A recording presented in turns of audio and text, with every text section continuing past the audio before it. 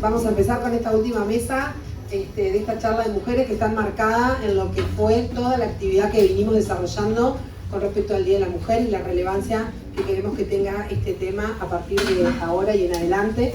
Como institución nos parece fundamental empezar a trabajar y abordar estas temáticas para fortalecer las políticas de género, así que hoy vamos a tener una mesa muy especial, que es la última, y por eso tenemos tantas mujeres referentes y importantes, y la idea es que esto sea como una charla, así que ameno, que podamos conversar, conocerlas, y a partir de la experiencia de ellas y la trayectoria nos podamos también todos nosotros enriquecer y fortalecer, y que después también al final ustedes si quieren también hacer un comentario, pregunta, sugerencia, o sea, esto tiene que ser algo descontracturado. Las voy a presentar porque hoy tenemos una mesa que vincula el arte, la salud y la ciencia. La voy a empezar por Florencia Iglesias, que nos acompaña. Florencia es emprendedora, actual CEO con más de 15 años de trayectoria en la industria tecnológica. Actualmente ocupa el cargo de vicepresidente de la Comisión de Género en CUTI, Cámara Uruguaya de Tecnología de la Información.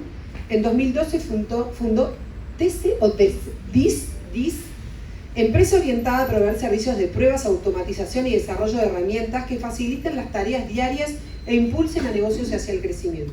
DIS es empresa marca país por ofrecer tecnología con impacto social y cuenta con el sello sostenible del LATU y la Unión de Exportadores. Después nos acompaña la doctora Andrea Jiménez, es doctora en medicina, magíster en farmacología clínica y en dirección de empresas de salud. Actualmente es gerenta general de la Agencia de Evaluación de Tecnologías Sanitarias del Uruguay. Ha desempeñado varios cargos públicos, entre los que destacamos el de directora del área de control sanitaria del Ministerio de Salud Pública, integrante de la Comisión del Fondo Nacional de Recursos e integrante de la Comisión de la JUNAS. En el área asistencial cuenta con una vasta trayectoria en el Hospital Policial y en la Cooperativa Médica de Florida. Se ha desempeñado también en la docencia como directora de la maestría en Dirección de Empresas de Salud del IEM, como profesora de farmacología e investigación científica en el Centro de Ciencias Biomédicas de la Universidad de Montevideo, entre otros. Nos acompaña también la doctora Andrea Sumar, es doctora en medicina, emergencista, magíster en dirección de empresas de salud, magíster en dirección de comunicación y posgrado en comunicación política. Actualmente es la vicepresidenta del Consejo Directivo del CASMO. Cuenta con una vasta experiencia en el área asistencial, en ambulancia, en puerta de emergencia y policlínica. Además, forma parte del claustro de docentes de la UEM y es mamá orgullosa de Sofía y de Julieta. Agó Páez. Desde niña, Agó trabaja junto a su padre Carlos Páez Vilaró, adquiere técnicas con Vicente Martín, Guillermo Fernández, Clever Lara. Impone en Uruguay siendo pionera en la técnica de los mandalas, trabaja en la educación del arte en escuelas y colegios en Uruguay, Argentina y Brasil desde hace 25 años. Escribió varios libros. Dedica su vida al arte siendo consciente de que es el verdadero lenguaje del espíritu. Pintó las velas del Capitán Miranda, realizó murales por todas las escuelas del Uruguay, pintó el avión de Pluna junto a su padre, creó el octógono de Agó en bioconstrucción y realizó varias veces el Camino de Santiago en Israel, el Camino a pie de Jesús. En el año 2003 inauguró el Camino al interior del Uruguay, recorriendo el Uruguay a pie. Continúa trabajando para compartir el arte con los niños como un camino de un mundo mejor. Y por último, pero no parece menos importante, tenemos a Mónica Castilla Alonso, que es la doctora en medicina, pediatra y emergentóloga pediátrica, magíster en dirección de empresas de salud. Actualmente ocupa el cargo de directora del Policlínico Central de Casmo. En lo asistencial ocupó varios cargos por concurso como residente de pediatría grado 2, de pediatra internista, suplente de grado 3 en internación pediátrica, asistente clínica de pediatría del Hospital Pereira Rosell. Cuenta con experiencia internacional como pasante del Departamento de Gastroenterología Pediátrica del Hôpital des Enfants en Bordeaux, Francia, y una diplomatura internacional de Innovación Experience en Israel en el 2002. Es orgullosa madre de 2 hijas universitarias cursando sus últimos años de carrera. Así que bueno, un placer tenerlas acá a todas con nosotros, con la gran trayectoria y experiencia que tienen. Y la idea, como les decía, esto es que sea una charla descontracturada, así que lo primero que yo les voy a hacer es una pregunta disparadora para que podamos conversar. Y tiene que ver, por supuesto, con lo que tiene que ver con el arranque de sus vidas, de cómo iniciaron esta carrera profesional, cada una en su ámbito. ¿Cuáles fueron sus motivaciones e intereses que llevaron a elegir este camino? Y particularmente si hubo alguna persona o experiencia que haya sido especialmente influyente en su decisión y en sus primeros pasos. ¿La que quiera empezar? ¿Romper el hielo? Dale, Andrea. Andrea. No, porque... Cuando dice rojo está prendido.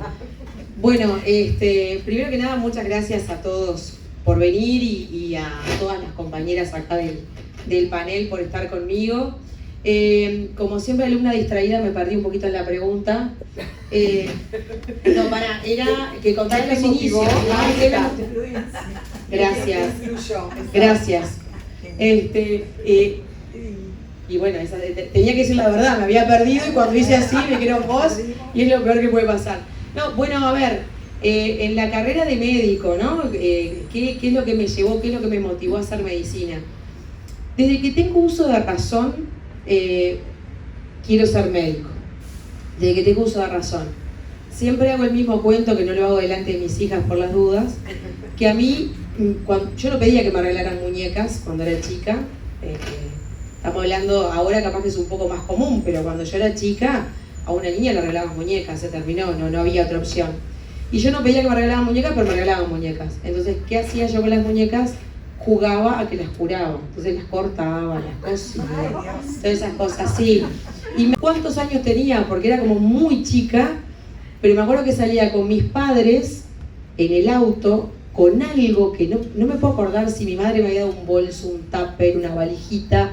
No me acuerdo qué era, pero tenía cosas de primeros auxilios, ¿no? Que había dado una gasita, agua oxigenada que se usaba en esa época, se me cayó la cédula, pero bueno, agua oxigenada. Y yo salía y en realidad iba en el auto así, mirando, deseando que alguien se lastimara. ¿No? Te juro, es horrible y esto queda filmado, pero deseando que alguien se lastimara para yo poder bajar y curarlo.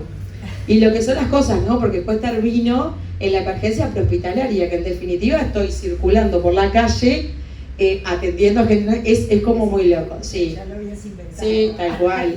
Después no, Andrea, ¿había alguien en tu familia o algún influyente que...? No, yo soy la única médica que hay en la familia. En la profesión no, la verdad que no.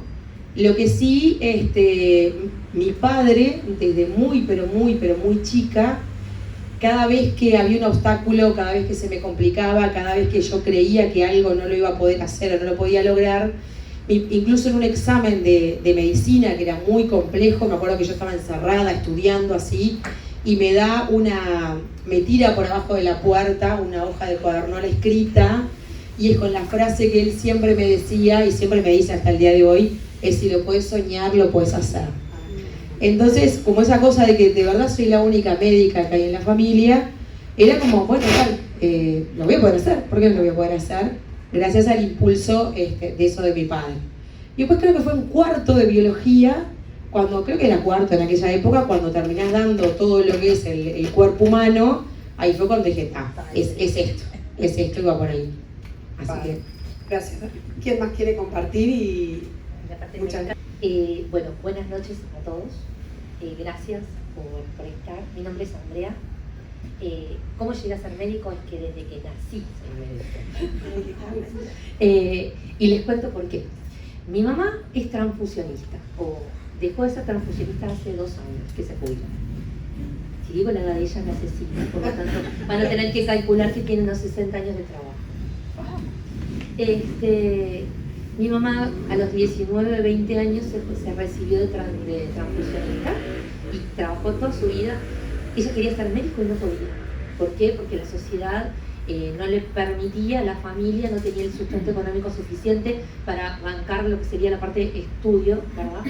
Que es la compra de libros y poder sustentar. Y ella necesitaba trabajar para ayudar a su familia. Entonces, ella siempre soñó con ser médico. Y ese sueño creo que era tan fuerte que se me quedó pegado de la panza. Creo que más bien, desde el embarazo yo tenía esa sensación de que tenía que participar en el ámbito de salud. Y lo cierto es que mi mamá, cuando yo era una bebé, y después con mis hermanos, en ese momento era una de las pocas mujeres que trabajaba en ese ámbito, era la que nos llevaba al sanatorio, en este caso, no voy a decir cuál, pues no. Y estábamos la guardia 24 horas. Y si eran 7 días con ella. Ella era la que me enseñó a que ser madre iba mucho más allá de un trabajo. Entonces, ser madre, evidentemente, me quedó muy pegado a esa necesidad de estar con nuestros hijos, independientemente de las actividades que seamos o que hagamos. Entonces, bueno, ese mamar dentro de las instituciones, el estar dentro de las instituciones desde chica, el olor, las personas, la túnica, el léxico, porque uno aprende la forma de expresión y va entendiendo. Entonces, creo que es algo natural el que yo haya elegido la medicina y estoy fascinada porque para mí la medicina lo es todo. Alguien en algún momento me preguntó por qué trabajaba tanto. Le digo más, hace creo que 48 horas. Viene una persona y me dice, sos una workaholic, por favor, dice, frena un poco de tanto trabajar. Y la respuesta mía es que yo no trabajo. Yo disfruto 100% todo lo que hago, en cualquier área.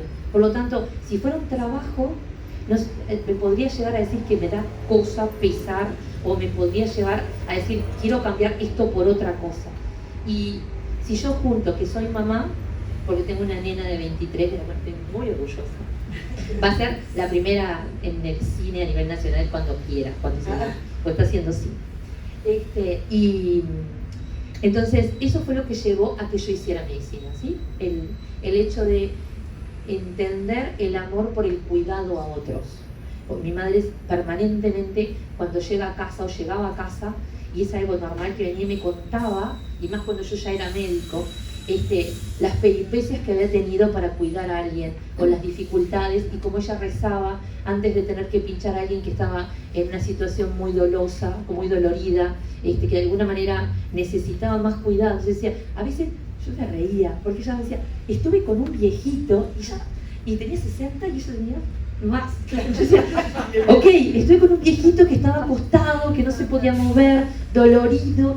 Y yo decía, madre, te juro que sos única. Entonces, creo que va por ahí, ¿no? Tener esas experiencias me llevó a querer al ser humano, ¿verdad? A cuidarlo. Y fue lo que motivó el que yo sea médico, ¿no? El cuidar a otros. Así que va por ahí. Gracias, dale. Florencia. La convocatoria me sorprendió, semejante trayectoria y yo acá al lado me siento un poco una impostora. No, al contrario, pero muy feliz. Bueno, nada, yo llegué a la tecnología casi que por error. Mi abuela fue la primera mujer de mi familia en acceder al mercado laboral. Mi mamá es la primera mujer universitaria de la familia y yo soy la primera mujer empresaria. Le debo el título universitario a mi madre porque de todas las carreras que hice nunca terminé ninguna. Capaz que en algún momento retomamos. Ahora vengo complicada. La realidad es que llegué a tecnología por un error, no sé, por un trabajo, porque tuve la posibilidad de aprender idiomas y llegar a trabajar en una gran corporación que desarrollaba software hace mucho tiempo. Y dejé mi carrera, estudiaba biología. Pero encontré en la tecnología mi lugar en el mundo, un lugar súper dinámico, divertido, donde hay que mantenerse actualizado, donde no importa tanto lo académico, sino lo del día a día.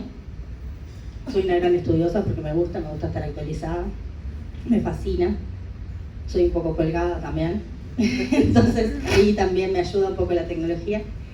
Y bueno, nada, y empecé a pensar soluciones en tecnología para, de alguna manera, ayudar a la gente, para tener ciudades más inteligentes, para tener sistemas más eficaces, para que los sistemas de salud sean mejores y más productivos de cara siempre al usuario final o siempre que los usaba, y eso me hacía sentir muy útil. Eso me hacía sentir, soy muy empática, me hacía sentir muy útil, me hacía sentir muy orgullosa de lo que estaba haciendo, de no haberlo puesto como tan corporativo o tan de algo como tan intelectual y tan alejado de la realidad de la gente. Y en realidad mi abuela fue una de las personas más influyentes en mi profesión, porque fue la que creyó en mí, en que yo podía ser empresaria y podía abrirme camino en un lugar tan masculinizado como es la tecnología. Así que eso fue como, todavía la tengo muy presente y muy conmigo. Murió muy poquito después de que yo abrí mi empresa, no sé si llegué a abrirla antes de que eso pasara, pero ella creyó que yo iba a ser capaz de hacerlo. Así que bueno, me quedo con eso. Bueno, muchas gracias Sandra, buenas noches a todos, la verdad es un placer tenerlos acá y bueno, en mi caso voy a comenzar así ya sigo. Me sorprendió mucho lo de las Andreas y bueno, lo tuyo, porque yo justamente, la verdad, siempre tengo que agradecer a mi mamá, así como contaba Débora Rodríguez la otra vez, que Débora que decía su madre y bueno, todo lo impulsiva que fue. Yo no tenía ni idea, en realidad. Llegué a cuarto de liceo y yo, no sé. Y mi hermano, que no le gustaba estudiar, mi mamá se sentaba al lado de él. Decía, Javiercito, estudia, Javier. Entonces él le preguntaba la lección y yo pasaba y le contestaba. Entonces terminaba en penitencia, ¿no? Yo era cuarto. Entonces cuando llegó el momento de decidir, el quinto biológico, y bueno, a ver qué hacía, ¿no? Entonces mi mamá me decía, Moniquita, tú tenés que ser doctora, porque tenés que tener las uñas siempre pintadas, que de hecho las tengo. Tenés que tener tu independencia, tu auto en la puerta, y tenés que ir y venir y no sé qué. Y ser independiente, y tener tus hijos y ser una mujer del mundo, de la vida. Y yo, a esa altura, ¿no? 15 años, 16, no entendíamos mucho. Y yo decía, bueno, capaz que sí. Decía, pero ¿y qué hago? Porque las profesiones antes, viste que eran las clásicas. O sea, arquitectura, ingeniería, no tenía nadie, no hay nadie profesional en mi familia. Somos hijos de inmigrantes, de españoles y de italianos. Y de hecho mi mamá es española, vino a los 10 años, o sea que ni siquiera por ahí nada. Entonces, tan divina, pero yo creo que lo que le impulsó a ella a darme eso, y por eso yo quiero decirlo, es que justamente en aquel momento mi papá no la dejaba trabajar. Ella había estudiado, la habían llamado para ser secretaria de la embajada rusa, y ella nunca pudo trabajar. Entonces me decía, creo que las ganas era transmitir de ser esa independiente como mujer, ¿no? Y después, bueno, ella falleció ya hace como 18 años, y creo que nunca vio, como decís tú, todo el desarrollo, así que, perdón que... Gracias por compartirlo. Y uno siempre tenía un agradecimiento a esas mujeres que tenemos atrás. Así que bueno, eso por un lado. Por otro lado, yo tengo 2 hijas mujeres, así que imagínate. ¿No? Entonces las dos ya están universitarias, 21 y 25 años, ya una se recibe de médico en julio, la primera, ella con 25 años ya está haciendo guardias, por eso no vino, y la otra ya está en cuarto de estudios internacionales con enfoque político y se me va en septiembre a Roma, o sea que están despegadas, y cada vez que yo quería dar un diploma, un título más, me ponían un cartelito, suerte mamá, en la cuarta. Así que bueno, muy orgullosa, la verdad, del camino que hemos hecho. Gracias. Gracias, Mari, por compartir. Me tocó la parte artística. En realidad yo veo que acá todos médicos en mi entorno, y yo les cuento que lo mío es sanación, pero desde otro lugar, desde el arte. Yo creé una técnica que se llama Sanarte. Bueno, ahora mientras las escucho hablar, también recuerdo mi infancia, y yo desde niña siempre quise ser pintora. Tuve la bendición de nacer en una casa de artistas, y me parecía que todas las casas eran iguales, que todas tenían que ser iguales, ¿no? Yo siempre cuento que mi casa era un enorme atelier, había una mesa gigante donde pasaba todo, donde pintábamos, escribíamos, cocinábamos, comíamos, o sea, en esa mesa pasaba toda nuestra vida. Siempre viví en un atelier, compartiendo el atelier de mi padre, y cuando iba a las casas de mis amigos me daba cuenta que en las casas habían sofá, había televisión, habían cosas normales, y resulta que la mía no pasaba nada de eso. Y entonces todos mis amigos querían venir a mi casa, porque que era todo una libertad, y todos éramos artistas y todos pintábamos. Además de que mi padre, que fue una persona bastante original y diferente, le encantaban las mascotas, y por ejemplo nos trajo de la India una pantera. Entonces nosotros teníamos, cuando éramos chicos, en vez de tener un gato, teníamos una pantera. Resulta que la pantera, cuando llegó al aeropuerto, en aquel momento no tenía ni que pedir permiso, ni vacunas, ni nada. Y entonces, ay, señor Paivlaro, ¿usted qué tal? No, traje un gatito para mis hijos. El gatito era una pequeña pantera de 3 meses que parecía ya, no sé, enorme, ¿no? Unas patas gigantes, además de lo que consumía. Entonces, los amigos que venían, ay, vamos a jugar con el gato. Bueno, el día que los padres se enteraron de que en vez de un gato era una pantera. Bueno, les cuento un poco todo esto para que vean un poco el panorama de lo que fue mi vida. Yo siempre sentí que quería ser artista y mi padre, por supuesto, que me motivó. Además, en aquella época no existía Bellas Artes, porque se había suspendido durante 10 años, no existía, pero tuve la suerte, la bendición de la vida que todos los amigos de mi padre, que eran artistas, yo podía ir medio escondida a las casas porque toda la gente que era artista estaba mal vista en ese momento. Entonces mi padre me llevaba a lo de Vicente Martín, por ejemplo, íbamos escondidos, nadie nos veía, bueno, porque ya te veían como raro. De hecho, cuando una vez, era la época del verano caliente, los Tupamaros y bueno, todas esas épocas, vinieron a Casa Pueblo, cuando mi padre había empezado a construir la casa, a allanar. Entonces bajaron todos los militares, millones de autos, era una locura, aquellos todos de verde, con metralladoras, todo. Y entonces papá decía, bueno, con lo que encuentren vamos a medias.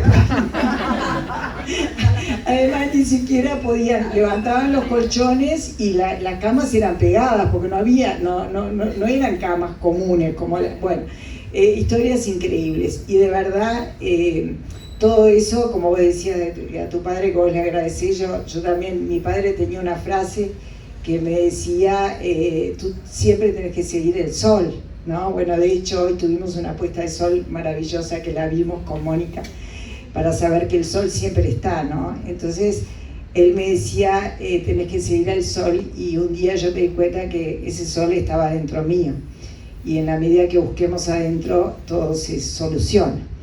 Y descubrí también un camino diferente que el camino de él. Mi padre viajó por todo el mundo, mucho en África, y trabajó mucho con dibujar y pintar las diferentes civilizaciones. Y a mí me pasó que yo trabajo con todo aquello que no se ve. Me encanta conectarme con ángeles, con seres de luz, bueno, flores, jardines, naturaleza. Y mi pintura es muy femenina y la de él era muy masculina.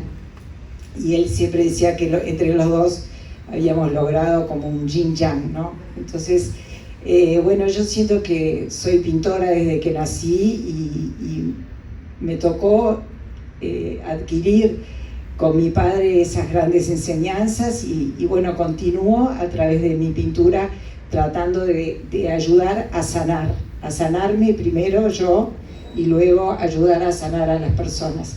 Y hoy cuando llegué le digo a Mónica, qué divina estas flores violetas, que bueno, el violeta es el símbolo del Día de la Mujer, y yo no sé quién inventó que fuera violeta, pero en verdad les quiero contar que el violeta es el color de la transmutación, es el color de la transformación.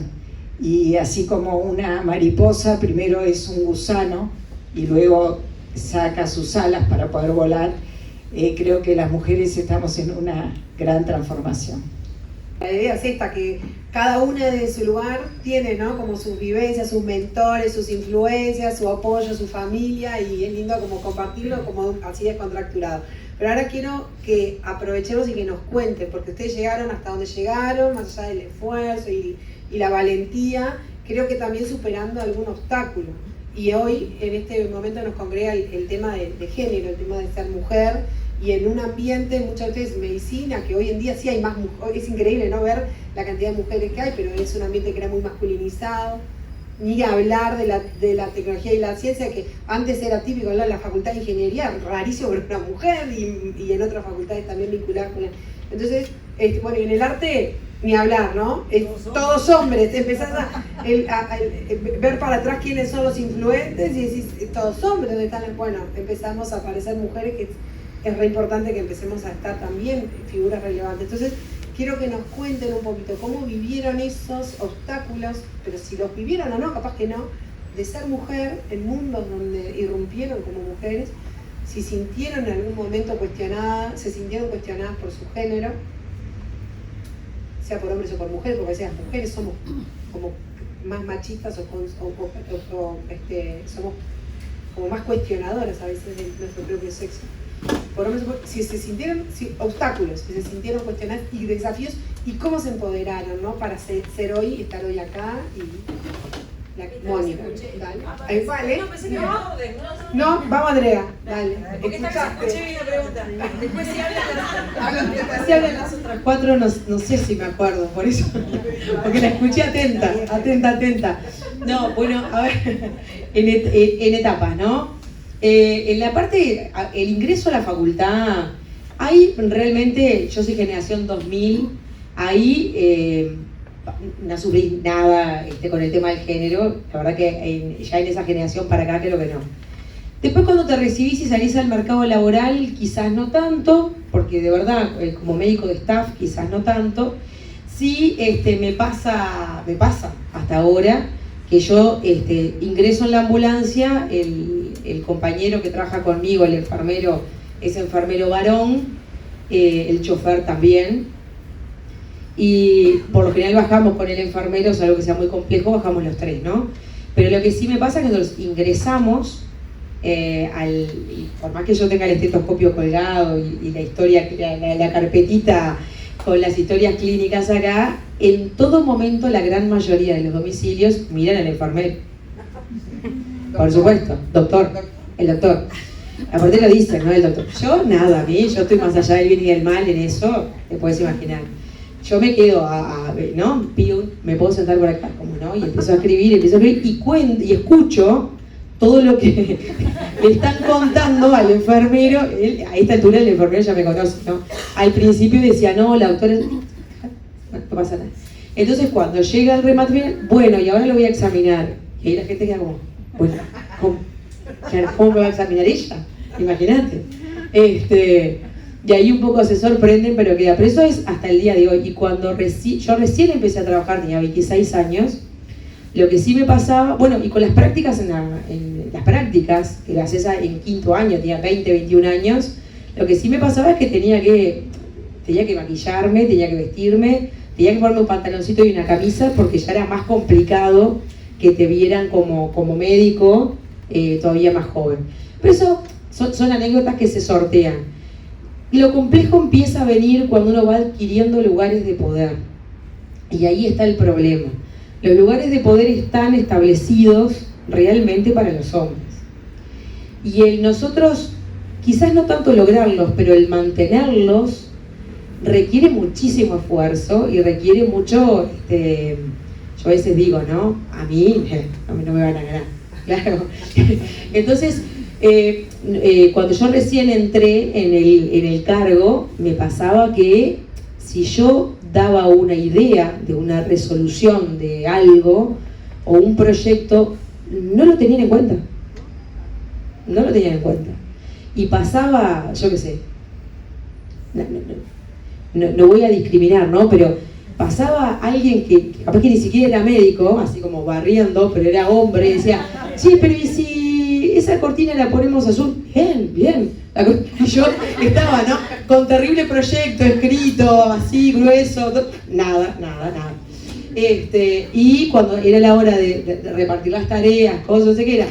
Bueno, vos escribís el proyecto para presentarlo, vos lo presentás y vos, Andrea, organizás la fiesta.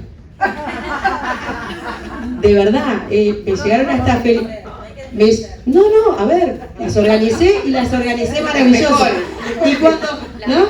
La mejor fiesta, ni que hablar, pero cuando llegaba el momento del discurso de los géneros masculinos, ¿no? Decir, bueno, y acá hay este año que fue maravilloso en esta gestión, Andrea que eligió la comida divina. Y vos me decís, es horrible, porque si en un año, ¿no? En un año de trabajo, yo solo elegí la comida de fin de año, y dudo que lo hayan hecho no lo hacen porque si no lo estaría contando acá. Inconsciente, pero realmente es así. ¿Y qué es lo que pasa? Pero esto lo conté como a forma anécdota, ¿no?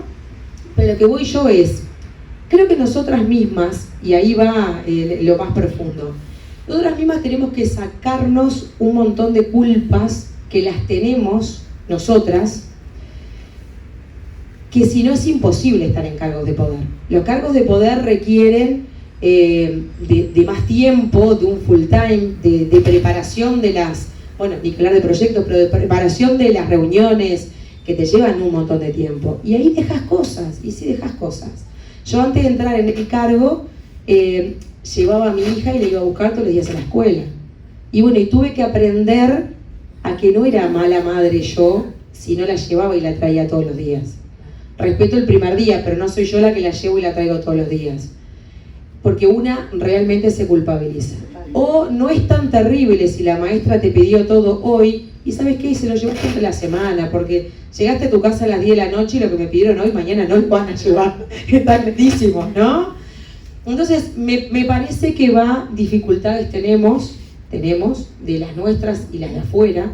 Una de las cosas que yo siempre también digo es, en una familia, porque me pasa con amigos, ¿no? De mi misma edad, un hombre tiene la posibilidad de tener una beca en el exterior, irse una semana de viaje para algo, es incuestionable que toda la familia dice, che, mirá la oportunidad que tuvo Carlos, no lo joroben a Carlos, dejen concentrarlo, que se concentre en esto, que tiene que escribir este proyecto, que no sé qué, que se va una semana, y es más, le ayudan hasta hacer la valija.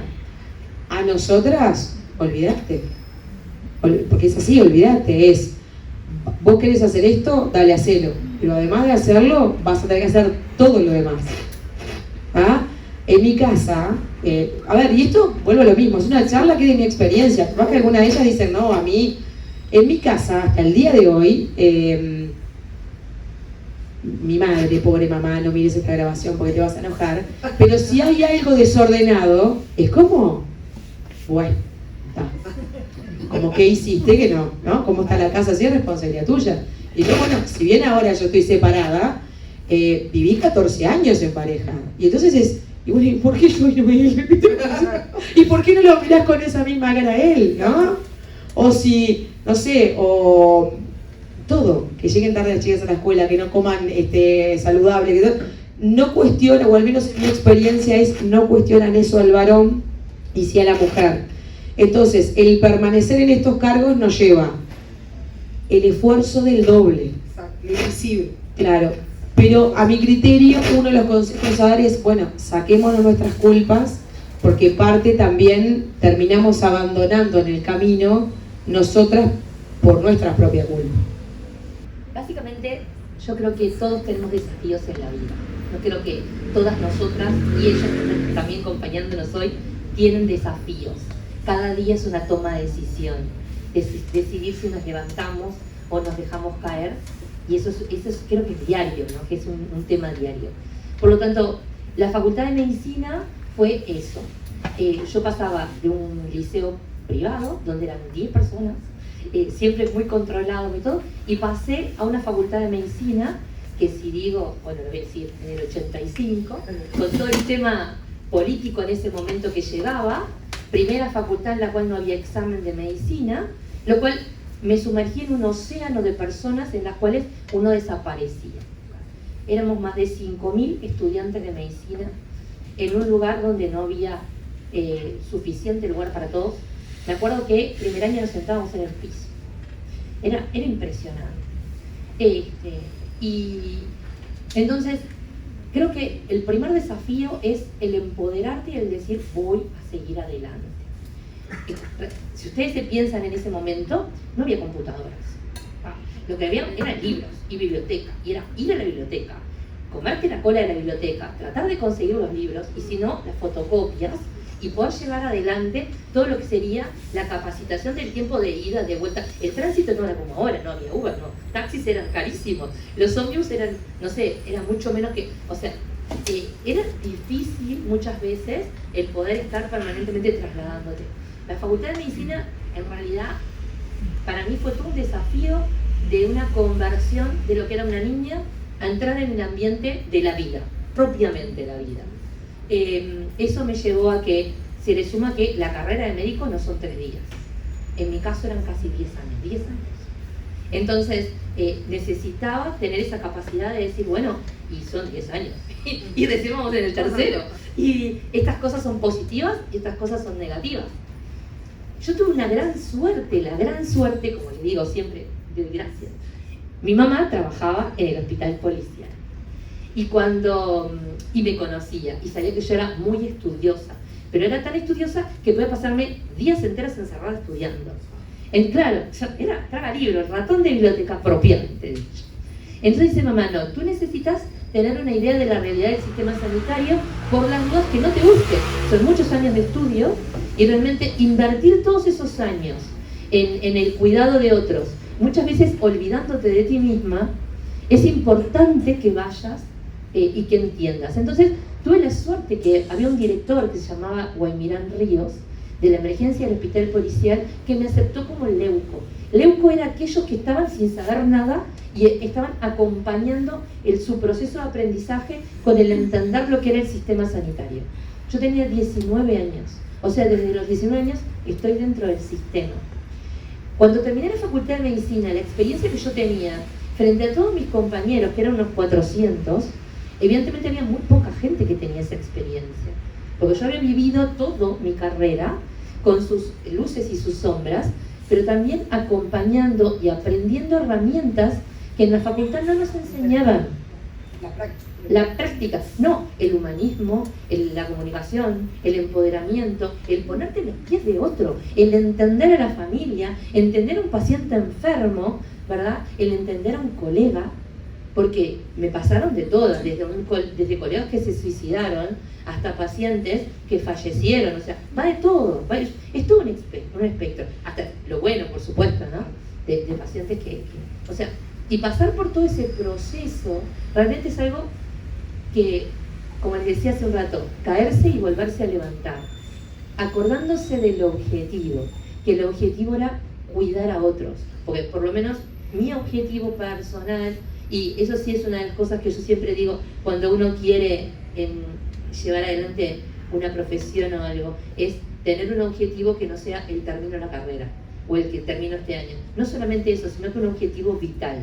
Andrea, y en toda esa trayectoria en ningún momento vos sentiste que el hecho de ser mujer... Exacto, iba por ahí. En todo eso que estás contando me queda esa duda. No, básicamente he tenido la suerte de trabajar con grandes equipos. Primero porque me veían una nena. Entonces era la nena del equipo a la que había que cuidar porque su mamá trabajaba ahí. O sea, evidentemente pasé por el proceso de... después era la médico recién recibida y que porque ya conocían mi trayectoria. Entonces ya sabían de mi seriedad, de mi estudio. Entonces ya no tenía... y tuve una cantidad de cosas a favor. Para ser sincera, nunca sentí que el género fuera un obstáculo para alcanzar algo, porque los lugares donde yo accedí fue por invitación de un hombre. Y me decía, mira, considero que estás apta para llevar adelante tal cosa. ¿Te animás a seguir adelante en este proceso? Y bueno, ¿por qué no? En la universidad, en el ámbito de trabajo, y ahora fue el ministro de Salud Pública que me dijo, ¿te animás a llevar adelante este proyecto? Y yo digo, y bueno, sí, ¿por qué no? O sea, creo que va por ahí. Siempre, en el único momento que yo cuestioné el género, y que fue porque fue vital, fue cuando en el 2002 la tablita, mi marido perdió el empleo y mi marido entró en un proceso depresivo brutal. Estuvo 7 años sin trabajar, encerrado. No había manera de poderle levantar, no quería psiquiatra, no había quien lo sacara de casa. Y ahí fue cuando me cuestioné, a veces que nosotras, o sea, sí, en realidad él no estaba necesitando otro apoyo, que a veces nosotras somos muy fuertes en muchos aspectos. Llevar adelante la casa, como decía ella, llevar adelante los niños, llevar adelante el trabajo, llevar adelante... Sí, no sé, yo me considero agraciada en ser mujer, en poder aportar a otros, independientemente ni del género ni del sexo, y apoyarnos a todos. Eso que dijiste igual lo vamos a dejar para el final porque tiene que ver con la pregunta del equilibrio. Flor. Bueno, no sé, tengo 1000 anécdotas. De violencia de género en el ámbito de tecnología, tuve la suerte de ser criada con hermanos varones. Entonces, cuando necesitaba saber de fútbol, de básquetbol, me podía meter como gato entre la leña. No implicaba que no había situaciones de microagresiones, micromachismos que me afectaran, porque a veces confundimos que porque uno tiene carácter no es víctima de violencia. Son cosas distintas. La violencia existe y, o sea, no hay nadie en esta sala ni en este mundo, siendo mujer, que no haya sido víctima de alguna situación de violencia hacia la mujer. Pero cuando empecé a emprender, y en algún momento tuve una empresa que ya facturaba más de $1 millón, seguía yendo a buscar a mi esposo a su trabajo para que firmara en el banco. Entonces yo creo que el acceso al financiamiento fue un gran obstáculo para mí como mujer empresaria, sigue siendo un gran obstáculo para las mujeres que emprenden y las que buscan financiamiento a sus proyectos. Hoy en día los fondos de inversión para mujeres innovadoras solo destinan el 2% del dinero total que se vuelca a esos proyectos en manos de mujeres, y siempre y cuando estén acompañadas de una dupla que sea un hombre.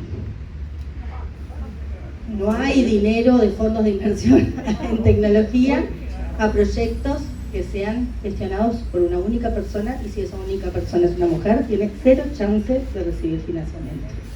Prácticamente estás pichando frente a alguien que quiere invertir en tu proyecto y te dice, bueno, anda a buscarte una dupla y volvé.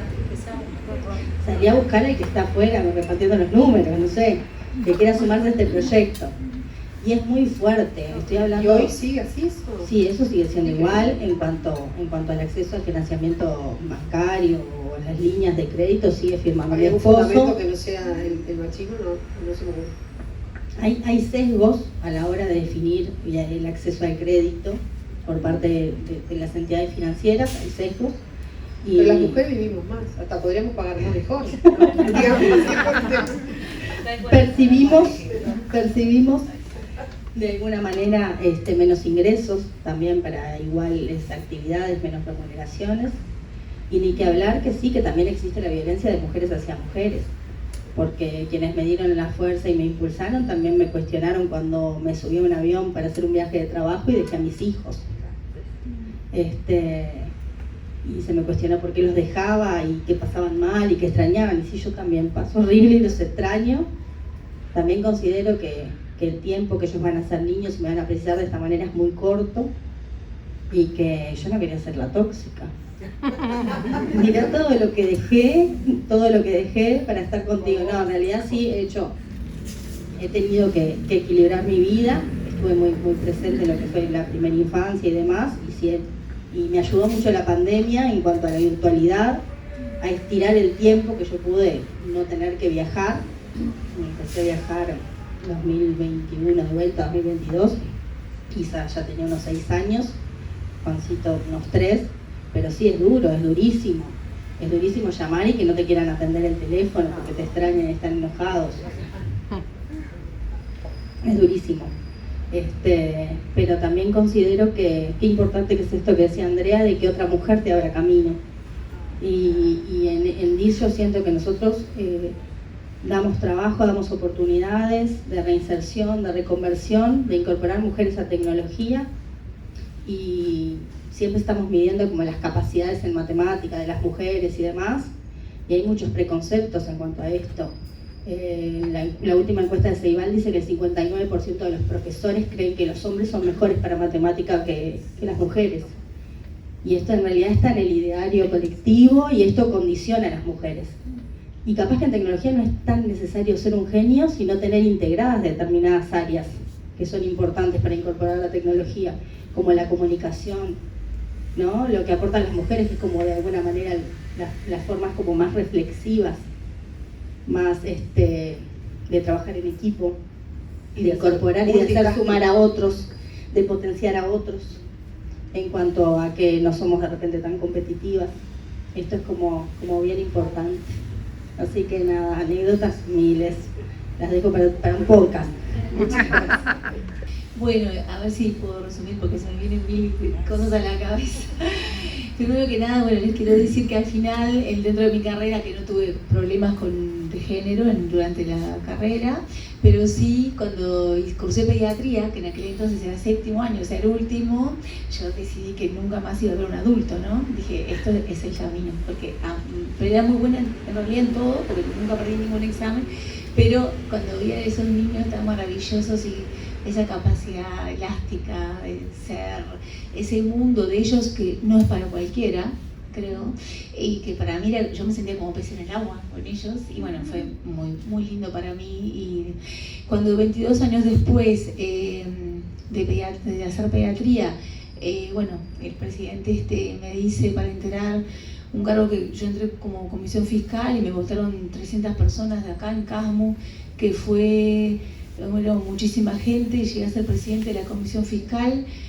Yo ahí dije, lo pensé mucho, de hecho le dije, déjame pensar. Es más, Raúl no sé si sabe, pero cuando me llama un viernes, yo estaba en consulta pediátrica, y vino a visitar por las elecciones, y yo estaba atendiendo, abría la puerta de los niños que pasan, todo como soy yo, y él se ve que me observó ahí, entró, entonces me mostraba para que los vote y no sé cuánto, y yo el sábado suena el teléfono al mediodía, yo dije, chan. Decía Raúl Rodríguez, yo decía, no atiendo nada, no atendí. El domingo, mediodía, otra vez chin, yo decía, ¿qué es esto? Tengo que atender, digo, porque va a quedar mal. Y ahí atendí, hola. El otro fue mortal, porque yo decía, tengo el plato de comida caliente, o atiendo o no atiendo, bueno, está, pero tengo que atender. Entonces, bueno, cuando me propuse, dije, déjame pensar, 3 días pensé. Y me dice, mira, Mónica, en 20 días son las elecciones, tenés que pensar ya, porque... Entonces yo dije, ¿qué hago? Y ahí cuestioné eso. Llevaba 22 años de pediatra y era otro momento de mi vida. O sea, mis hijas ya eran más grandes, si no yo no creo que lo hubiese tomado, porque yo siempre fui muy mamá gallina, y yo estuve en todas las actividades escolares, armando las carpetas, forrando todos los libros, todo el choclo, todo, pero feliz. Nunca le falté, me repartí siempre en 1000 cosas, pero no me importó nada, lo hice con gusto y nada, nunca, hasta me acuerdo que hablé al final, la segunda hija, que dijeron que mamá quería hablar, y yo dije, y Paulina me dice, mamá, y yo decía, bueno, es así. Y bueno, ahora, para terminar un poquito el concepto, entonces, cuando tenemos un cargo ya de más poder, también me decían, pero vos de boba no tenés nada. Claro, como se creen que no. Entonces yo dije, qué lástima, yo, si no estaríamos acá. Pero entonces creo que lo más importante es eso, decir que se puede, que pueden, que en realidad podemos todas. Y una cosa muy importante que quiero aclarar, yo como pediatra tenía al binomio, ¿no? Papá, mamá y los niños, y lo lindo y gratificante que he observado a lo largo de los últimos años es que en realidad ya las cosas se hacen de a dos. Que eso es muy bueno, ¿viste? Es muy bueno. Por ejemplo, mis hijas, no, ya sus parejas o sus amigos ni piensan en lo que vivíamos nosotras. Entonces ha sido un cambio generacional que es muy importante contar con eso. Y yo misma, por la crianza, cuando vi al papá con el niño acá y él cargándolo con el caso del canguro, y yo tuve que aprender. Yo decía, ay, qué horrible esto. Porque la mamá era, claro, tenés 9 meses, lo tenés en la panza, sos mamá, yo soy re mamá. Entonces ya, y después dije, qué bárbaro, ¿viste? Es un aprendizaje que tenemos que hacer. Y que por suerte lo bueno es la elasticidad de la cabeza de ver que es mucho mejor este mundo. Que el hombre y la mujer no son competencia, son complemento. Y ese es el punto. Porque somos bien distintos, mentira que somos por su... A mí me encanta que me abran la puerta del auto, me abran rosas, ¿no? Soy así re. Entonces digo, a ver, vamos viendo, es un complemento, pero eso no quiere decir como que me decían, no se tenés nada de boba, y no, porque no quiere decir que no pueda pensar, no pueda crear, no pueda organizar, bueno, y ahí me conecto un poco con algo, con lo de arte y sanar, de arte y salud, que bueno, todo eso que soy yo, que saben, muchos me conocen, bueno, fue lo que hicimos acá en Arte y Salud, y ir por ese lado, Contá ¿no? un poco, Mónica, la experiencia de haber gestionado esto, porque es lindo, porque tiene que ver con que el hecho que también eche a vos. Gracias, sí, claro, cómo no. Yo en realidad, después de la comisión fiscal, a los 3 meses Raúl me pidió, yo agradezco a Raúl porque la verdad él siempre estuvo ahí en mi apoyo, y bueno, ahí fue que empecé el máster de dirección de empresa de salud, para lo cual Andrea Jiménez era nuestra directora. Entonces ahí empecé el máster, que dije, ¿qué es esto horrible? Contabilidad, finanzas, empresas, todo espantoso, números, yo una medicina todo el día, pediatría, neumonías, cosas, emergentóloga pediátrica, pero lo supimos hacer, salvamos con ahí, felicitaciones la tesis, que fue un dolor de cabeza, pero bueno, la cuestión es que ahí yo estaba directora del Centro Médico Boulevard, que era más chico, pero era uno de los 2 más grandes del Casmu, ¿verdad? Y a mí me recopó, porque me conecté, por ejemplo, con la casa. La casa era una casa que era un patrimonio, que era divino. Yo decía, esta casa me necesita a mí, para que tenga otra vez valor, porque entonces la empecé a arreglar, empecé no sé qué, además de todo lo que era de medicina, la biblioteca hermosa de madera que tenía, y había cajas, me quería morir, cajas de AA, de hojas de impresión en cajas, todo llena. Yo Yo dije, qué horrible esto. Terminé, bueno, haciendo una biblioteca que las personas se llevaban el libro y traían el libro, anotaba el portero, la cédula, bueno, todo. Empecé a hacer una dinámica de cuadros, que ahí teníamos a Sokolov, a Ida, que era una paciente de Casmo, que donó un montón de cuadros. Entonces me vine al taller a elegir los cuadros para donar Boulevard. Entonces dije, vamos a donar todo. Entonces, bueno, fue un camino lindo que creo que va en uno, en forma de ser, y hacer ese mundo. Cuando llegó acá, cuando fue Raúl, después de que ya llevábamos 2 años, no sé qué, pandemia, todo eso, terminé el máster, todo, y va Raúl en diciembre del 21, me dice, Mónica, en realidad, yo sé que estás muy contenta, porque yo ahí seguía haciendo pediatría, ¿no? Me dice, pero nosotros allá en el policlínico necesitamos a alguien como vos y queremos ay, qué divino, pasen. Que necesitamos a alguien que levante el policlínico, que es imposible. Pasen. Gracias por venir. Entonces, bueno, yo dije, yo no quería saber de nada. Dije, ay, el policlínico es horrible, todo oscuro. Yo decía, no, me muero muerta a trabajar en un lugar tan... Entonces, no, tenés que ir vos, me decía, tenés que ir vos, y bueno, vas a tener que dejar la pediatría, otro dolor en el alma, el corazón se me estrujó. Y yo dije, bueno, capaz que tengas que cambiar la visión y decir que puedo ser útil desde este lugar ahora y desde esto que soy yo, hacer otro camino y a los niños ayudarlo por otro lado, porque acá está la unidad de desarrollo, de aprendizaje, y bueno, yo tenía mucho para trabajar con esos niños con problemas. Entonces dije, sí, vamos. Bueno, no tenía mucha opción igual, pero... Entonces empecé acá a mirarlo así, ¿o qué hago con todo esto? Gris, horrible, oscuro, todo oscuro. Y ahí empecé a conectarme con la esencia de mi ser, por suerte, vamos viendo. Entonces, bueno, y ahí yo dije, pero además todo les juro, todos, muchos saben porque están acá, que era todo. Porque los pacientes que iban a sacarse una placa, a ver si tenían un cáncer de pulmón, te morís antes de entrar. Todas las paredes así, como arañadas. Necesitamos más gente como vos. Sí, era un póster, una cosa que era de la época del ñanga, que me acuerdo que decía, no entre si estaba embarazada, y eran los dibujitos tipo de aquellos que, yo qué sé, me acuerdo, bueno. Yo decía, esto era una depresión. Si alguien tiene miedo de tener una enfermedad, acá te morís antes. Entonces ahí empecé a decir, necesitamos luz primero. Y ahí, bueno, gracias a Dios que tengo a Javi y a Julio, que son los podotines, los carteles, todo. Le digo, Javier, escúchame, pobre, creo que no durmieron en todos estos meses de vida.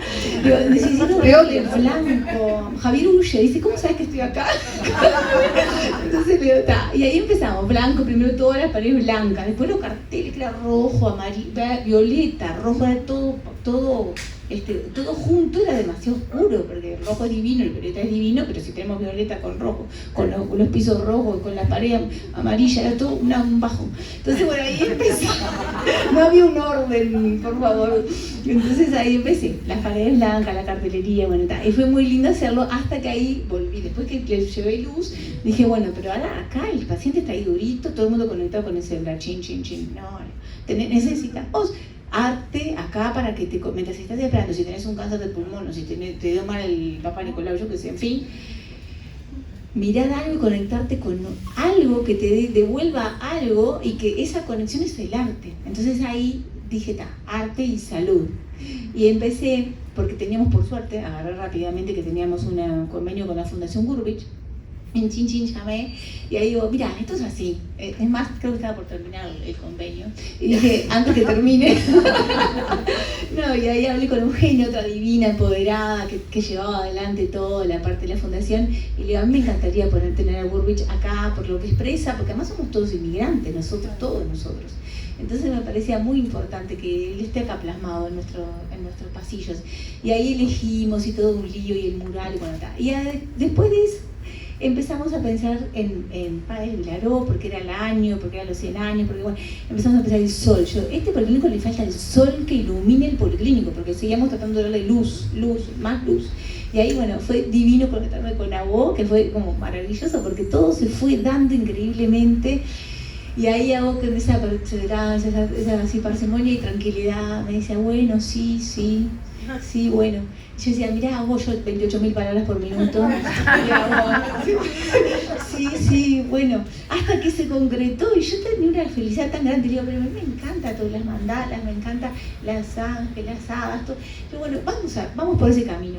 Y ahí fue que pusimos, mientras estaban los pacientes esperando, todo ese arte maravilloso y lograr el sol. Y ahí me mandan unos cuantos soles y yo dije, tiene que ser este sol. Y fue ese sol. Los que no lo vieron y los invitamos cuando se vayan, miren el gran sol que está, el mural maravilloso. Y creo que ahí de Argor. terminamos de darle la luz al policlínico con el sol. Así que bueno, era un poco por ahí. Y un chiquito que no me quiero que me quede colgado, que es, cuando yo estaba preparando los concursos, fue muy difícil para mí, porque Paulina era bebé, y estaba con la señora que la cuidaba UPA, y yo la miraba desde otra ventana, porque yo decía, me muero, el corazón se me hacía así, yo decía, pero yo tengo que estudiar, porque como hice el stage en Francia, como dijiste, yo estaba allá, y ella, la otra, la grande, tenía 2 años y 10 meses, y yo decía, ¿cómo hago? Porque yo quería hacer gastroenterología pediátrica, y en ese momento yo voy con mi marido, que tuvimos 20 años juntos, pero ¿qué pasó? Desde muy chiquita, a los 16, ¿no? Bueno, ¿qué pasó ahí? Yo fui y él fue a hacer su pasantía, ¿no? Divino, nos llevamos bárbaros, no tiene nada que ver una cosa con la otra, pero yo también quería. ¿Y cómo hago? Entonces empecé a ir a todas las escuelas y me aprendía L-Pro, que era, ella no usa más pañales, tenía 2 años y 10 meses. Y ahí empecé a ir por todos lados, a recorrer todo. Y cuando al final, cuando cumplió 3 años en enero, nosotros llegamos en septiembre, octubre, y ahí me llamaron de una escuela, de la École Notre Dame, y me dijeron, hay un lugar, porque quedó un lugar vacío. Ay, yo respiré, dije, al fin voy a poder hacer algo yo. Porque, y ahí sí tuviste que esperar, él como hombre tuvo la oportunidad. Exacto, por eso querías contagiar. Y yo, chao, suerte en pila. Vamos a esperar a colocar a la nena para coloqué la nena y como por suerte mi hija maravillosa me dice, mamá, yo me quiero quedar todo el horario, porque yo la mandaba medio horario, ¿no? Y se quedó, y yo dije, bien, bueno, bárbaro. Y ahí me fui al hospital, aprendí un montón y cuando volví lo mismo. Una cosa, cuando quise dar el concurso de grado 2, porque estaba con mucho digestivo y digo, me estoy olvidando de los mocos, del tratamiento del asma, vamos a volver. Y quería ir al Pereira, porque tuve la suerte de quedar primera como residente y elegí el CASMU, yo me formé acá en la institución. Y también porque elegí que no teníamos noches los residentes, era hasta la medianoche, entonces podía volver con mi hija que era bebé. Todo en función. Y cuando di grados y estudiaba y la veía en la UPA de la señora, yo decía, no puedo estudiar, tengo que estar ahí. Y mi madre no estuviera, me decía, no, tenés que estudiar. Entonces yo, chácate, ahí volví y hice también, y entré bárbara, y bueno, y todo ese camino es siempre la culpa y el quehacer. Puedo decir que me he repartido muy bien y me ha costado todas esas culpas, manejarlas. Y lo peor que somos las madres, yo normal que no tengo hijos varones porque no sé, pero mi suegra, que yo la quiero mucho también porque le he aprendido a pasar todos los años, que ella era muy matriarcado, porque eran 4 varones, y cuando yo entré primera, yo me cuento porque la quiero mucho igual, me dijo, ay, lo que pasa es que en la panza llevabas a Camila, que era hija de su hijo. No, moriste muerta. Yo dije, ya está, ahí vamos. Entonces, como digo, siempre estamos luchándola. Así que bueno, nada, para que se nos aburrí. No sé por dónde empezar, hay tanto para contar. Pero le quería comentar algo que el otro día, con lo del Día de la Mujer, leí y me encantó.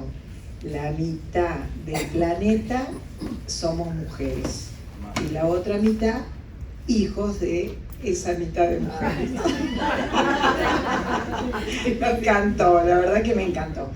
Y bueno, con el tema del arte, yo les puedo decir que en realidad ya el arte es como que no se ve directamente. O sea, los artistas, sobre todo en este país, es difícil. Por eso yo estoy tan agradecida con Mónica de hacer parte, de poder traer arte a estos lugares, porque en realidad en este país, creo que en Sudamérica bastante, no así en Europa y en Estados Unidos, los artistas, bueno, sí, sos artista, pero bueno, ¿qué sos? O sea, sos artista, pero bueno, sí, qué bueno, decorás una casa, decorás el sofá, decorás el sillón, te llaman para un evento, venite con tus cuadros, pero en realidad falta ese valorar al artista. Bueno, hablando del tema de hombres y mujeres, yo me acuerdo, más que por el tema de hombres y mujeres, por el tema del arte en sí. Yo iba al Liceo Francés, un colegio muy exigente, donde todos mis compañeros se recibieron, o de ingenieros, o de médicos, bueno, la única que no se recibió fui yo, porque no había Bellas Artes, por supuesto. Mi nota mejor era en dibujo. Entonces, realmente yo me sentía cuestionada, o sea, veía todos eran geniales, todos sobresalientes, todos eran brillantes, todos salvaban con las mejores notas y yo pasaba raspando. Hoy me encuentro con todos mis amigos recibidos y me dicen, qué bien que estuviste, fuiste una genia, hiciste lo que quisiste, fuiste libre. Bueno, entonces la vida también te da las vueltas y tiene sus recompensas. Pero hoy, pensando un poco en todo esto de la mujer y del hombre y en una familia de artistas como la mía, y viene muy al caso todo lo que se está viviendo hoy con el tema de la película de mi hermano, Sobreviviente de los Andes, me vino en este momento un pensamiento con mi madre, que más allá de que nadie sabe mucho de la historia, pero en realidad mi madre fue la gran guerrera de esta historia. Mi madre y mi abuela, dos mujerones. ¿Por qué les cuento esto? Porque mi papá fue el que se fue el día siguiente del accidente y estuvo ahí, pero quienes lo mandaban eran ellas. Tenés que hacer esto, tenés que ir a alquilar el helicóptero, tenés que ir al avión, tenés que subir la montaña, tenés que subirte a caballo, tenés que esto, tenés que hablar. O sea, muchas veces en esos 72 días, si han visto la película, si conocen la historia, mi padre quería volver para acá y mi madre de ninguna manera. Si vos te volvés, yo voy. De hecho, mi papá tuvo que ir a Brasil porque él vivía en San Pablo y se tuvo que ir una semana y mi madre se fue a caballo, se fue a hablar con el presidente, le pidió un helicóptero prestado porque ya habían acabado la búsqueda. O sea, tengo referencias de mujerones en mi familia. Mi padre también fue un hombre que hizo muchísimas cosas, pero en ese momento las que mostraron esa fuerza fueron ellas. Y yo más de esto del empoderamiento, esta palabra del poder y empoderarte y todo eso, mucho más que eso, creo en la fuerza interior, creo en la fuerza espiritual de las personas. A mí me pasó, cuando sucedió esto de mi hermano, yo era chica, pero tuve un enorme despertar espiritual y les puedo decir que ese camino del espíritu, de lo que no se ve, porque es creer en lo que no vemos, ¿verdad? Y tener fe. Nosotros teníamos mucha fe en el rosario que nos acompañó la Virgen durante todo ese tiempo, y a mi hermano también, y a ellos también, porque tenían el rosario que mi madre les había dado. Yo siento que la fuerza viene de eso que no se ve. Entonces, trabajo mucho para colaborar en el despertar espiritual de las personas, porque creo que ahí realmente está la fuerza, tanto del hombre como de la mujer. Y no es que nos diferenciemos, que la mujer es esto, que el hombre, que compitamos. Todos somos seres iguales, mujeres, hombres, y lo que tenemos que hacer es tener un gran despertar, y desde ese lugar que no haya más competencia, que haya unidad, como vos decías, se necesita de dos. Hoy mi hija vive en Estados Unidos, tiene 3 hijitos, su marido le cambia los pañales, le da la mamadera. Bueno, en mi época no existía eso. Ni mi padre, ni mis tíos, ni mis hermanos, ni mi marido, ni nadie me ayudó con un pañal. Pero bueno, ahora cambió. Entonces creo que el camino es ir a unirnos, ¿no? A esa unidad y a esa fuerza repartida.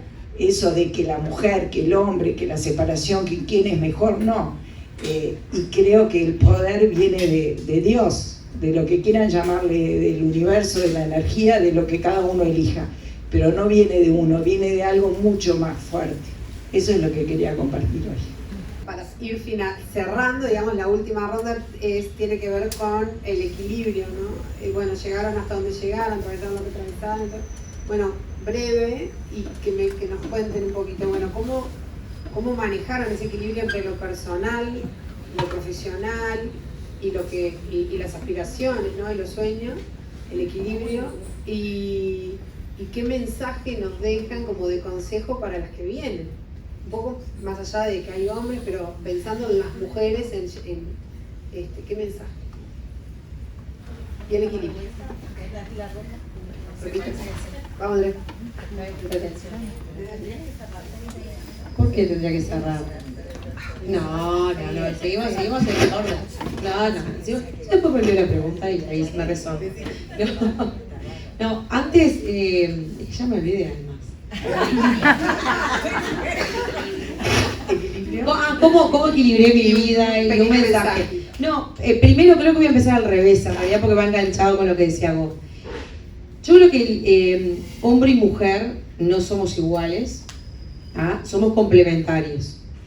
El día que entendamos eso, que lo entendamos todos, que somos complementarios, que formamos un equipo espectacular, ahí va a ser cuando yo creo que el mundo realmente va a pegar el salto. Ni nosotras tenemos que competir con ellos, ni ellos tienen que competir con nosotros.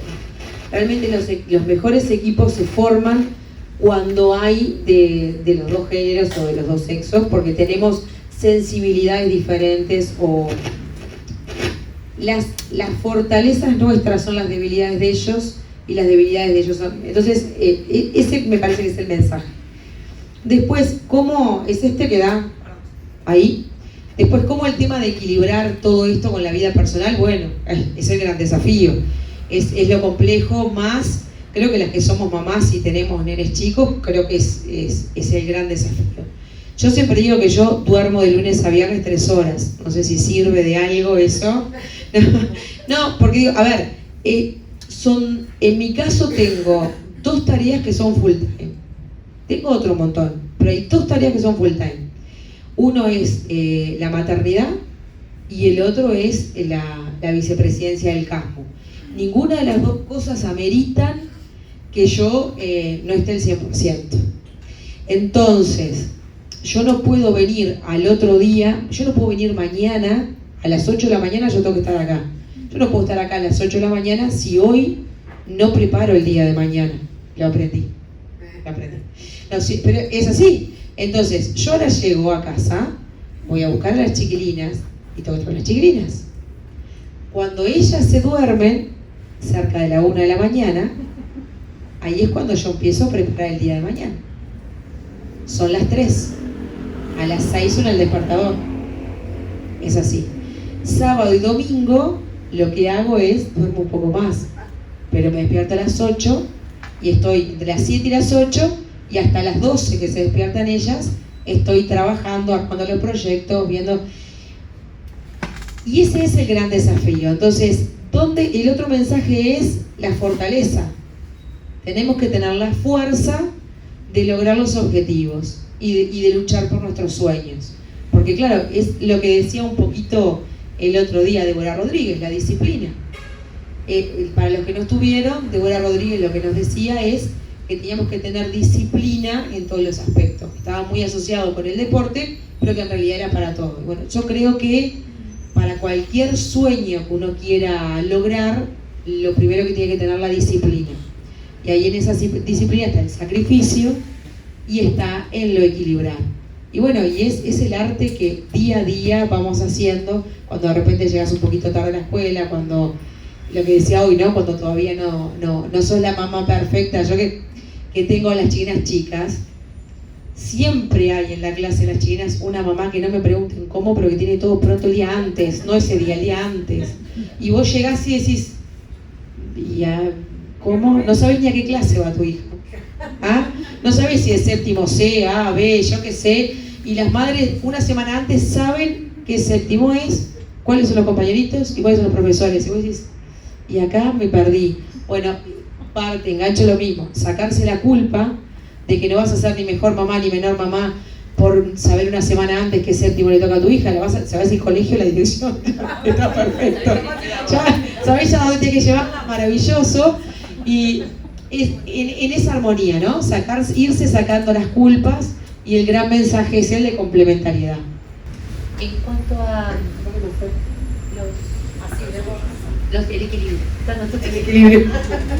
El equilibrio. Es una mesa dispersa. Sí, ustedes disculpen porque yo me alineo a lo último que dijo ella. Duermo 3 horas por día también, solo que el día sábado es sagrado y duermo un poquito más. Pero creo que va también en eso, ¿no? ¿Dormís más de 6? La cura del sueño hay que hacer. Distribuimos nuestra carga horaria. Ahí va. Cosas que dijeron recién, ¿no? Una es el tema del sueño, pero no el sueño de dormir, el sueño de soñar. Cada uno de nosotros tenemos nuestros sueños y es importante no olvidarse de esos sueños. A veces la vida te lleva en esos remolinos en los cuales los temas económicos, los temas familiares, los temas de enfermedad, los temas laborales, que llega un momento que decís, ¿dónde estoy parada? Porque creo que a todas nos ha pasado decir, ¿y hoy dónde estoy parada? ¿Dónde está Andrea? A mí me pasó hace unos años el tema de, tuve un tema personal, mi marido estuvo muy enfermo y falleció. Pero cuando él falleció, empezó Andrea. ¿Y ahora Andrea dónde está? ¿Dónde quedó Andrea? Y volver otra vez a retomar, a ver, trabajar siempre trabajé mucho. Y eso lo hice toda mi vida, pero después estaban todos los otros sueños, ¿no? Porque siempre me gustó cantar, fui a la escuela de arte lírico. Me faltó recibirme unos meses y no pude hacerlo porque para preparar tenía que tener muchas horas y estaba haciendo la facultad de medicina. Entonces, eso por un lado, tocaba la guitarra, y ya Andrea, hace años que no tocas la guitarra. Entonces, ese tipo de cosas que son muy personales y que transmiten lo que es el alma nuestra como mujeres o como seres humanos, como quieran ponerlo.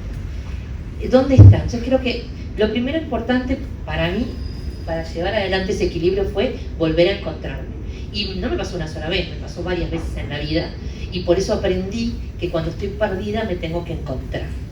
Y que muchas veces necesito de otro para hacerlo. Amigos, mi hija, mi madre, mi esposo cuando estaba, pero también de la parte espiritual, ¿no? Y me voy alineando con la mesa también en eso, ¿no? Creo que somos seres completos, tenemos muchas áreas. Hasta mi marido, que decía que no creía, en el fondo también sé que creía en algo, pero algo creía. Entonces, creo que todos creemos en algo. Entonces, el equilibrio es difícil de adquirir, tenemos que evidentemente entendernos y conocernos, y requiere de mucho tiempo, esfuerzo de introspección y de saber lo que nos gusta y no perdernos en el planeta, sino que hacer lo que nos gusta. Admiro lo que hizo Abo. Yo tendría que ser cantante lírica en este momento, pero como medicina me gusta más. Por eso opté por el ámbito de medicina. No, yo estoy volviendo, no te preocupes. Pero entonces va en ese transcurrir.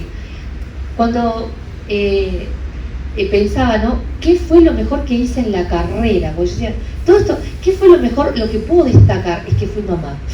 A pesar de todo, a pesar del tiempo, a pesar de la falta de sueño, a pesar de todo lo que tuve que posponer, a pesar de todo, tengo una hija maravillosa. Entonces digo, ¿qué fue lo mejor que hice de mi vida como carrera?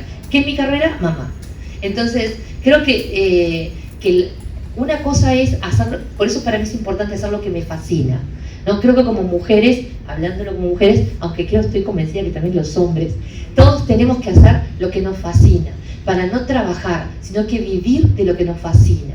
Y a eso alinear nuestra vida solo con alguien, con quien, pero con nuestra vida, y ser un complemento y no, como le dije hace poco a alguien, le dije, mira, yo no quiero un ser humano con agujeritos para yo taparle los agujeros, quiero un ser humano completo con la cual pueda, con la persona que pueda compartir, ¿verdad?, parte de mi vida. Yo no puedo tampoco ser una mujer con agujeros y que quiera que alguien me quiera complementar. Yo no quiero un complemento.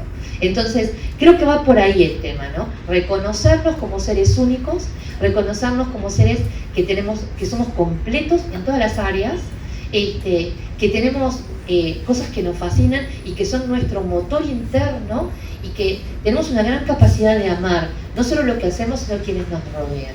Entonces, va por ahí el tema. Yo no puedo dar un consejo porque va mi vida. Lo que puedo transferir es eso que yo hago, ¿no?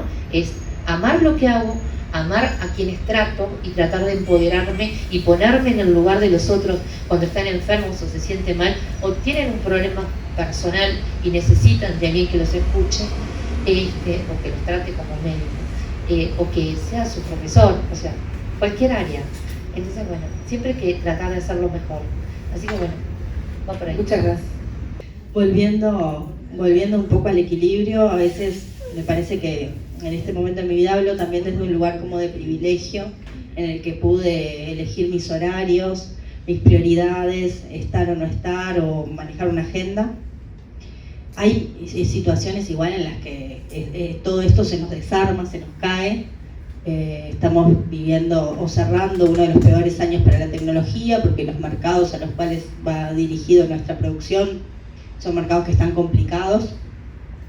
El 40% de nuestra facturación era hacia Argentina, era regional, y las últimas medidas del último gobierno que sacan las plataformas de pago hacen que nosotros estemos totalmente bloqueados. Entonces ahí, por más de que vos digas, no, bueno, yo voy al gimnasio y hago spinning de 8 a 9 lunes y miércoles, no me pongas reuniones Nati, y los martes voy a la hidrogimnasia porque me hace bien a la espalda, y yo quiero salir a buscar a los nenes a la escuela 2 veces en la semana, todo eso se te cae, porque vos tenés que salir a buscar la plata para pagar los sueldos. Y nada, y ahí me he refugiado muchísimo en algo que he podido sostener todos estos años, es que estoy muy terapizada.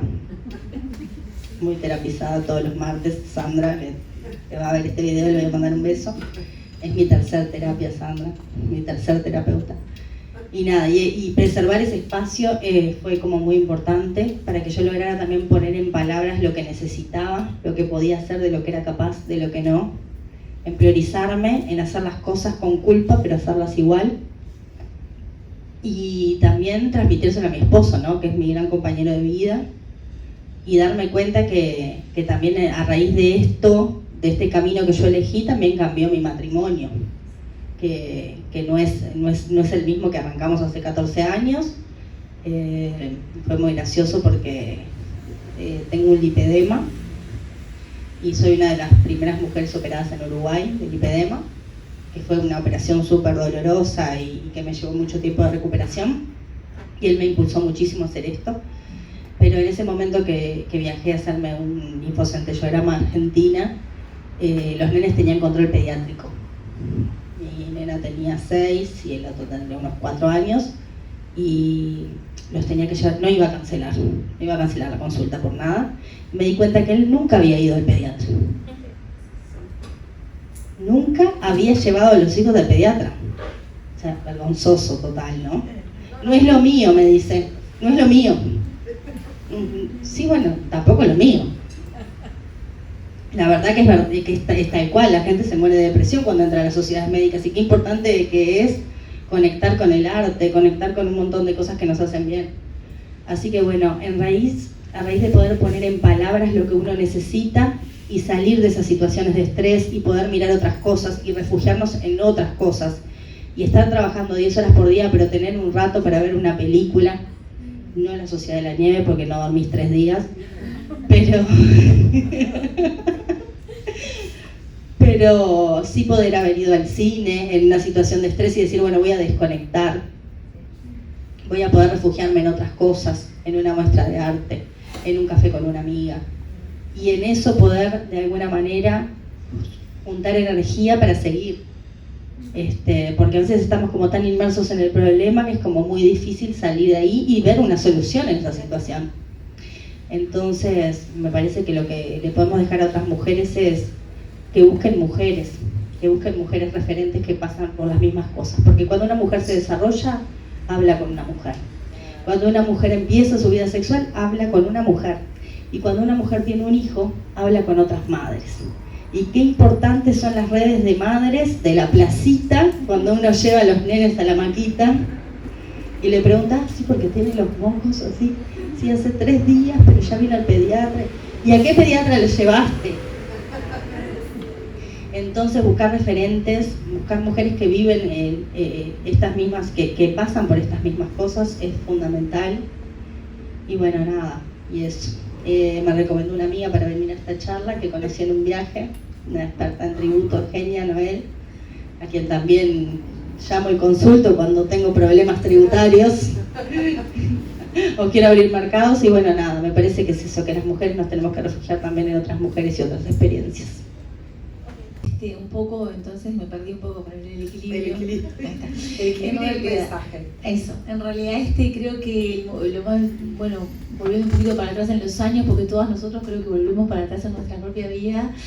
Yo en ese momento éramos muy compañeros con el papá de mis hijas, pero claro, crecimos diferentes. Entonces él, que en un momento cuando le dijo a mis hijas, ¿verdad que es mejor que mamá no trabaje? Entonces yo dije, chamo, y dejé de trabajar 3 meses, me iba a la placita con Paulina, y la macaba, y la macaba, y la macaba, y decía, esto no es para mí.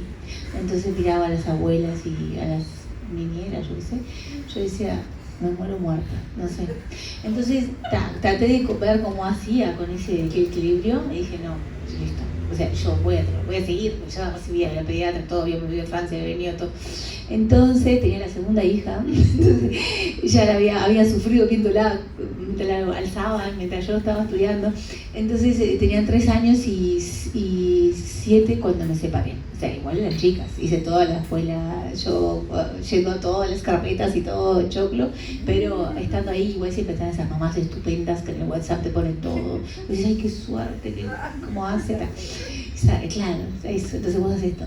Pero a lo que voy es el equilibrio. Qué difícil que es ese equilibrio, porque yo ahí era muy difícil. Pero buscas herramientas. Por ejemplo, los fines de semana yo les cerraba la persiana toda y se despertaban y dice, shh, es de noche, mentira. Ya estaba el sol por allá. Yo decía, shh, sigan durmiendo que es de noche. Y yo dormía. Entonces así buscamos herramientas y ellas pobres salían y se acuerdan a veces. Claro, y de repente otra conocía a mi mujer, como decía, y me decía, vos sabés que Nanú viene a las 6 de la mañana, me levanta, me abre el ojo así. Yo decía, qué niño más maldito esto. Bueno, basta, eso no pasaba. Ellas dormían, por suerte, entonces yo dormían, y así se fue haciendo todo, acostumbrando el núcleo familiar al requerimiento de la madre, ¿no? Pero es un equilibrio difícil de hacer, hay que estar, hay que hacerlo, hay que acompañar. Y bueno, y algo más que era, entonces bueno, el mensaje es que se puede, hay que seguir en lo que uno quiere, porque yo disfrutaba mucho trabajando, bueno, tengo por suerte algunas enfermeras de pediatría que en aquel entonces allá trabajábamos juntas corriendo por los pasillos, ¿no? Y bueno, y era así, era lucharla y difícil, el momento de la separación también, porque yo decía, y comerán, no comerán, y no sé qué, y no sé cuánto, y todo ese choclo, la culpa, y después decía, bueno, si es el padre, bueno, es un hombre bueno y los va a dar de comer. Entonces no me tengo que preocupar. Pero todo ese pensamiento que nos hace como una tortura, ¿no? Como un autoflagelo que nos hacemos por la maternidad. Pero hoy, eso hay ese cambio. Hoy, qué placer que mi hija, que es interna, que está en el interior, por ejemplo, de guardia, me dice, mamá, tengo un niño. A ver, entonces yo ya, feliz, yo era así.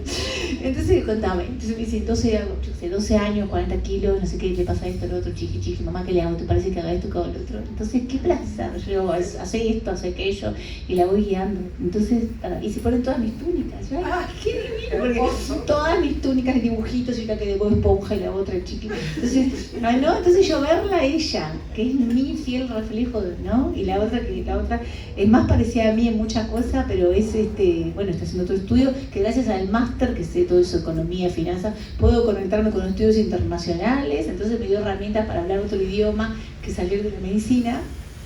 Bueno, nada, es muy satisfactorio. ¿Sí? Cuando las ves y decís, qué suerte que hice todo esto y que ellas están así, se puede. Así que hay que seguir, no bajar los brazos y seguir para adelante, porque se puede, si tú no, o el sueño al final, como decía Andrea, ¿no? El sueño, si lo soñás, lo podés. Bueno, es así. Así que bueno, gracias a todos. Gracias, Moni. Bueno, ya para terminar, bueno, hay tantas cosas que uno le gustaría hablar, ¿no? De esto, pero en realidad primero hablando del equilibrio, a mí me costó bastante encontrar ese equilibrio. De repente al ser artista, al ser muy sensible, tuve que hacer mucho trabajo interno, además de terapias, miles. Pero una cosa que me ayudó muchísimo en todo este camino fue el arte, justamente. Y descubrir que el arte es el verdadero lenguaje del espíritu, así como hay diferentes lenguajes, el espíritu se manifiesta de una manera y es a través del arte en todas sus manifestaciones: el canto, el baile, la danza, la escritura, la pintura. Entonces, cuando me di cuenta de eso, que bueno, que yo había elegido ese camino, comencé a investigar mucho y a profundizar en ese camino del arte para encontrar el equilibrio. Y una de las cosas que me ayudó mucho fue cuando empecé a trabajar con los mandalas, que seguramente ustedes ya deben de conocer, ahora están de moda. Cuando yo empecé no se sabía ni lo que era un mandala, pero al trabajar dentro de un círculo uno conecta con el centro y vamos equilibrándonos. Que de hecho podemos armar un día un taller de mandalas acá con todos, que les va a encantar. Que yo lo hago con mucha gente. Acabo de ir a Rocha, un encuentro de mujeres allá, justo para el Día de la Mujer, que te conté que fui. Y bueno, y a mí el arte y el círculo me ayudó mucho a encontrar ese equilibrio. Y otra cosa que también me ayudó mucho a encontrar el equilibrio es el contacto con la naturaleza. Yo me encanta caminar, tenemos un país divino para caminar, la Rambla, el contacto con la naturaleza. Y bueno, cuando me siento media así desequilibrada, digo a caminar. Y bueno, camino y de repente voy sintiendo ese contacto con la naturaleza que me hace muchísimo bien.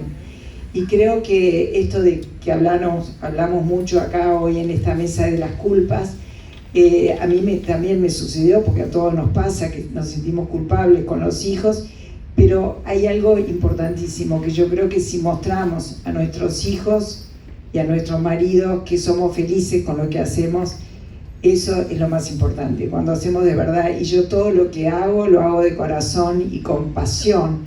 Entonces creo que eso es más fuerte que toda esa culpa o pequeña culpa que yo pueda sentir. Y ya mis hijos se acostumbraron, ¿no? Como yo me acostumbré con mi padre, que un día nos dijo, les quiero decir algo, chicos, 3 hermanos, no éramos chiquitos, dijo: ¿ustedes prefieren un padre aburrido con corbata o un padre que se saque la corbata y que vaya a recorrer el mundo? Nosotros dijimos: queremos un padre divertido y que se saque la corbata, y de hecho nunca más usó corbata. Entonces bueno, me quedó eso resonando en mi vida, y creo que la libertad está ahí, ¿no? En elegir lo que realmente a uno le gusta con pasión. Así que bueno, eso, mi mensaje para ustedes hoy sería ese: que busquen adentro lo que les apasiona, sea lo que sea, y háganlo con todo el amor y con toda la fuerza, porque eso nos conduce a la alegría y a la libertad. Esa palabra que está tan de moda ahora, la libertad, que es lo que nos hace felices. Así que bueno, agradecerles, y vamos a preparar entonces ese taller que seguro que nos va a ayudar también a equilibrar. Muchas gracias. Muchas gracias. Ahorita no me animo, pero voy a hacer solo un comentario. ¿Por qué te da miedo? Ese es parte del comentario. Eso es parte del comentario. Hoy y es un comentario positivo, aunque capaz que no lo parezca. Pero hoy tuve una clase más que me demuestra que somos diferentes. Que somos diferentes, porque hubiera costado mucho sentar 5 hombres ahí, y que en más de 1 hora y media de conversación no hablaron de fútbol. Ni de política. No hablaron de fútbol, no hablaron de política, hablaron de los hijos. Somos diferentes, somos muy diferentes. Pero no es un juicio de valor. Pero estamos convencidos y qué lindo que seamos tan diferentes.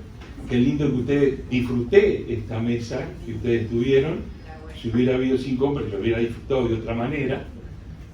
Pero vamos a convencernos de que sí, que somos, de qué lindo ser diferentes, qué lindo compartir y qué lindo convivir. Era un comentario etéreo. Gracias.